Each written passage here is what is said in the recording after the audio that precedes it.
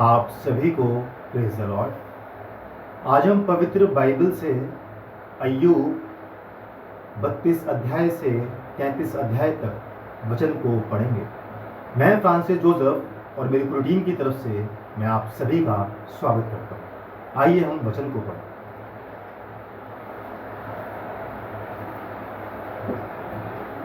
अय्यूब 32 अध्याय से 33 अध्याय तक।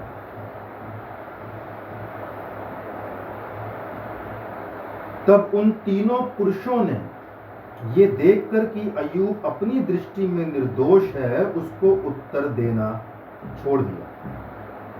तब बूजी बारकेल का पुत्र एलीहू, जो राम के कुल का था, उसका क्रोध भड़क उठा।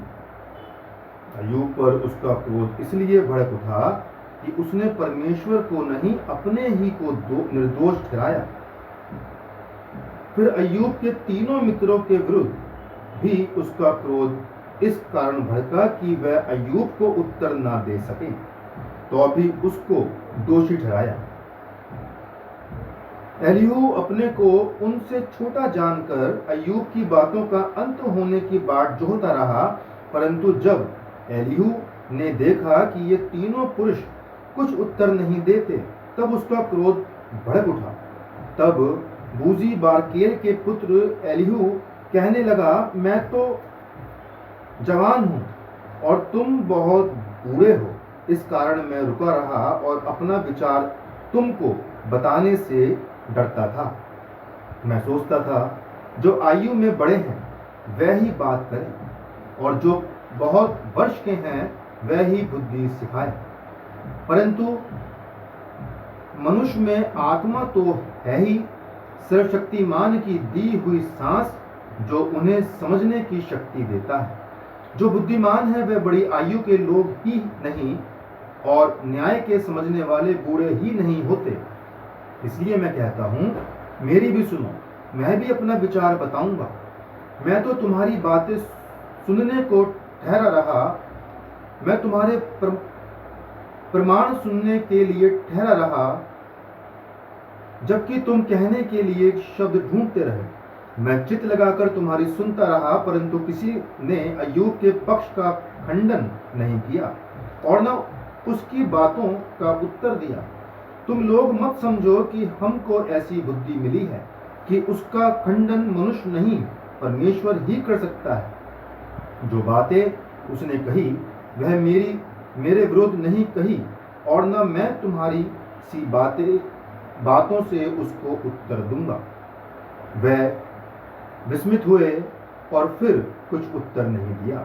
उन्होंने बातें करना छोड़ दिया, इसलिए कि वे कुछ नहीं बोलते और चुपचाप खड़े रहे। क्या इस कारण मैं ठहरा रहूं? परंतु अब मैं भी कुछ कहूंगा, मैं भी अपना विचार प्रकट करूंगा, क्योंकि मेरे मन में बातें भरी हैं और मेरी आत्मा मुझे उभार रही है। मेरा मन उस दाखमधु के समान है जो खोला ना गया हो, वह नई कुपियों के समान फटा चाहता है। शांति पाने के लिए मैं बोलूंगा, मैं मुंह खोल कर उत्तर दूंगा।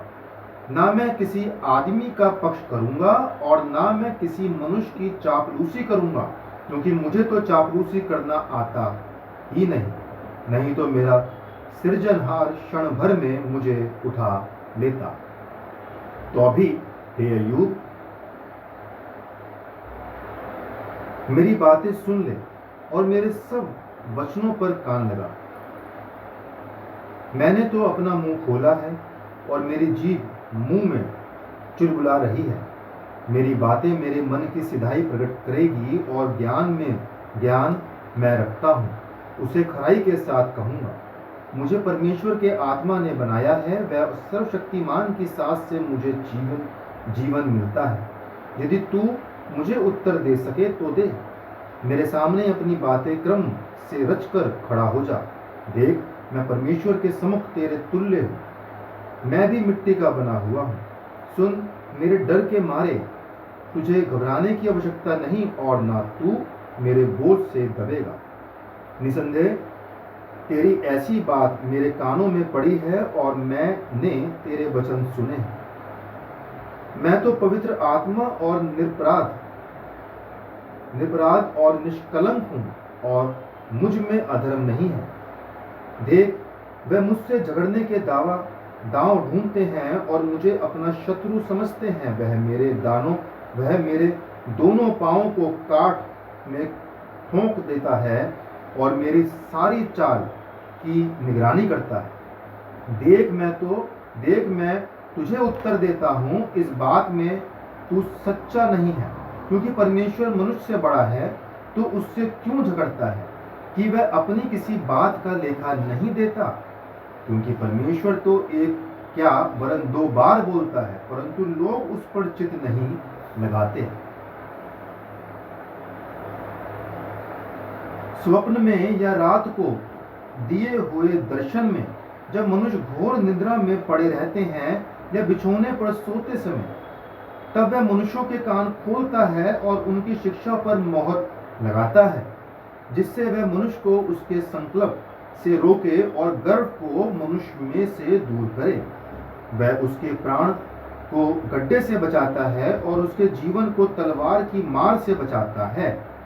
मनुष्य की ताड़ना भी होती है कि वह अपने बिछौने पर पड़ा पड़ा तड़पता है और उसकी हड्डी हड्डी में लगातार झगड़ा होता है, यहाँ तक कि उसका प्राण रोटी सी और उसका मन स्वादिष्ट भोजन से घृणा करने लगता है।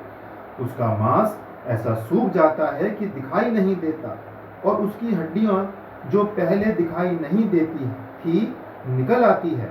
तब वह कब्र के निकट पहुंचता है और उसका जीवन नष्ट करने वालों के वश में हो जाता है।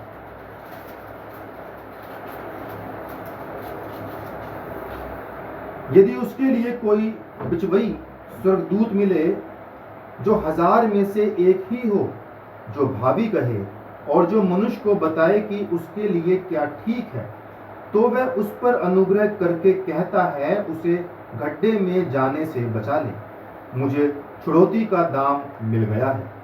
उस मनुष्य की देह बालक की देह से अधिक स्वस्थ और कोमल हो जाए, उसकी जवानी के दिन फिर लौट आए। तब मनुष्य परमेश्वर से विनती करेगा और वह उससे प्रसन्न होगा। वह आनंद से परमेश्वर का दर्शन करेगा और वह मनुष्य को ज्यों का तो धर्मी कर देगा। वह मनुष्य लोगों के सामने गाने और कहने लगता है, मैंने पाप किया और सच्चाई को उलट पुलट कर दिया, परंतु उसका बदला मुझे दिया नहीं गया। उसने मेरे प्राण को कब्र में पड़ने से बचाया है। मेरा जीवन उजाले को देखेगा। देख, ऐसे ऐसे सब काम परमेश्वर मनुष्य के साथ 2 बार क्या वरन 3 बार भी करता है, जिससे उसको कब्र से बचाए और वह जीवन लोक के उजाले का प्रकाश पाए। हे अय्यूब, कान लगाकर मेरी सुन, चुप रह, मैं और बोलूंगा। यदि तुझे कुछ कहना हो तो मुझे उत्तर दे, बोल, क्योंकि मैं तुझे निर्दोष ठहराना चाहता हूँ। यदि नहीं तो तू मेरी सुन, चुप रह, मैं तुझे बुद्धि की बात सिखाऊंगा। परमेश्वर अपने वचन के पढ़े और उसके सुने जाने पर अपनी बकायत से आशीष दे। आमीन। परमेश्वर का अनुग्रह हम सब पर बना रहे और प्रभु की कृपा हम सब पर सदा और सर्वदा बनी रहे। आप सभी को प्रेज़ द लॉर्ड।